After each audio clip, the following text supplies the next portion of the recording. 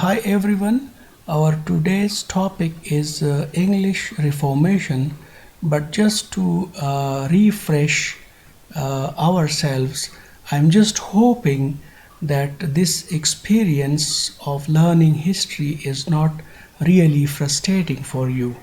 I know that you may find the knowledge so far presented in our previous lectures somehow scattered and thus less organized. But I assure you that after learning about these basic historical events, you will find it much more easier to understand your literature courses. So, when we analyze what we have done so far, in our previous lectures, we had been moving far and wide across Europe in an attempt to identify and define the Renaissance movement. We also tried to learn about humanism and the Reformation movement. In this connection, we also had a lecture on the philosophy of Martin Luther, who is historically known for initiating that movement, which we call the Reformation or Protestant Reformation. This lecture is basically a continuation of the same topic, but today we are going to focus the English society in particular. We will not be dealing with other societies and other countries. We will try to measure the impact of the ideas of Martin Luther, how they were received by the English society, and what came out of the whole process. So let's have a start. In order to properly understand this situation, we will try to focus several important characters and their actions that contributed in facilitating the arrival of Protestant faith in England at national level. Before anything else, we should know that Henry VIII was ruling England at that time. He was not very happy with his marriage and was attempting to arrange another marriage for himself. His discontent with his marriage may have several reasons, but we will focus two major forces at work to that end. First, he had no male child that kept him wondering about his successor. His wife, Catherine of Aragon, had given birth to several children, but they would either die at a tender age or the ones surviving would be female. Now, their only surviving child was Mary, who later on became the Queen of England. Now, to talk about the second reason of his dissatisfaction with marriage was his intention to marry Anne Boleyn, who was young and clever, and Henry VIII imagined in her a perfect match for himself. I hope that by now this situation is clear and now you have somehow an idea of the mental state of mind of Henry. So what was his options? Means what he did? He asked Pope Clementine VII to annul his marriage. That would pave the way for his second marriage. In history, remember that this annulment issue is generally identified as the king's great matter. So, in a sense, in the kingship of Henry VIII, this was a great matter that he was faced with. But there was a problem. Now, what was that problem? Catherine of Aragon was not an ordinary lady. Her nephew was the Holy Roman Emperor Charles V. Frankly, it was not an easy task for Pope Clementine to honor the request of Henry VIII. That would invite the anger of Charles the Emperor. So what would be a practical decision? Can you imagine that? Well, you think for yourself. I am going to tell you what would be the practical decision. A big no. I mean refusing the annulment. And can you imagine how would a frustrated Henry VIII react? Now, again, uh, Pope Clementine is going to refuse, but then Henry VIII is also a strong man. He is going to react. But before telling you about the reaction of the king and the steps that he would undertake, I can imagine that some students may find it hard to understand the concept of annulment. So I apologize for distracting you, but believe me, it would be for a greater good of some beginners.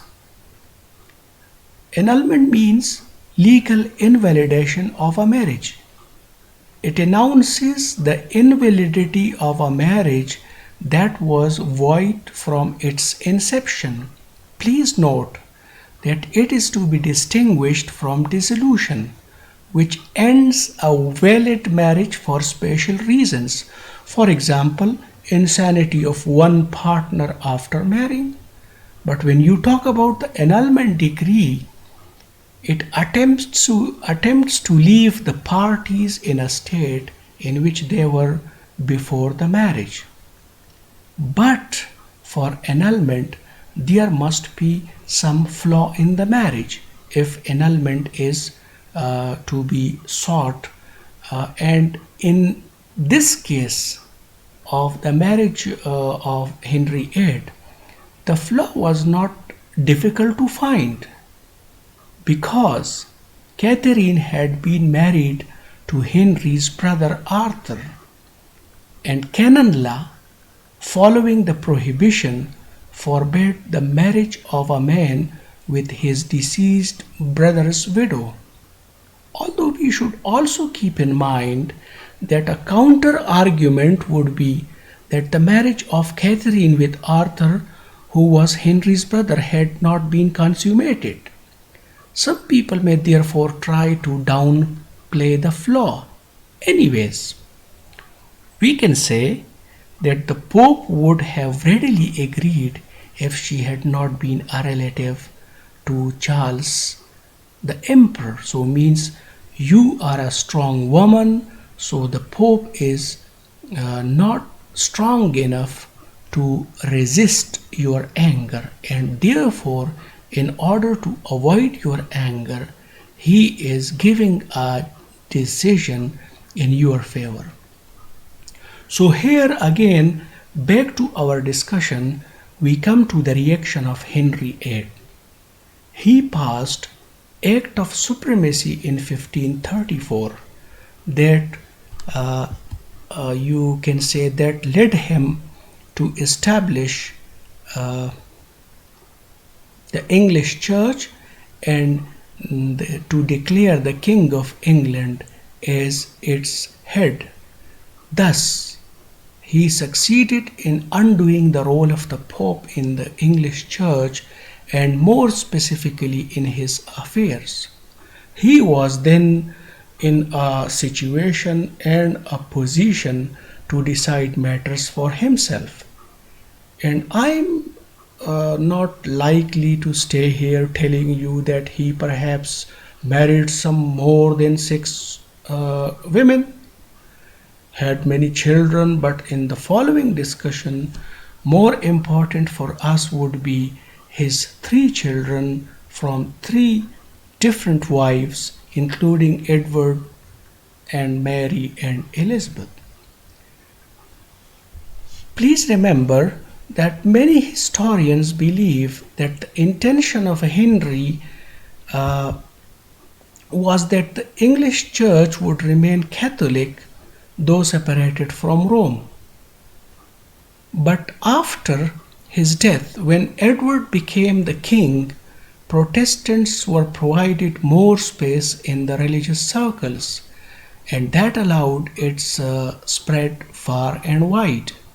Mary, on the contrary, remained loyal to his mother's faith, Catholicism, and did all that she could to resist Protestants and promote Catholics. It may be one good reason that she is remembered by some as the Bloody Mary.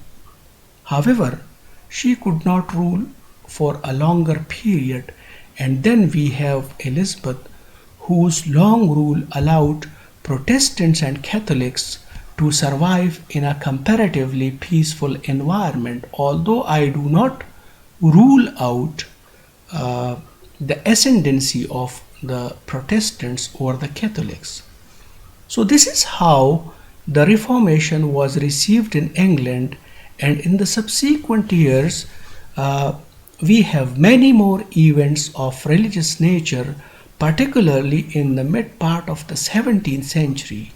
But talking about them would be dragging the discussion too far. So, here we stop with the hope that you have now a better picture of the whole scene. If you have any question, I would be more than willing to attend to them in your comments. In our next video, we will be talking about the history and evolution of English sonnet. I expect you to be observing patience till then. Bye bye.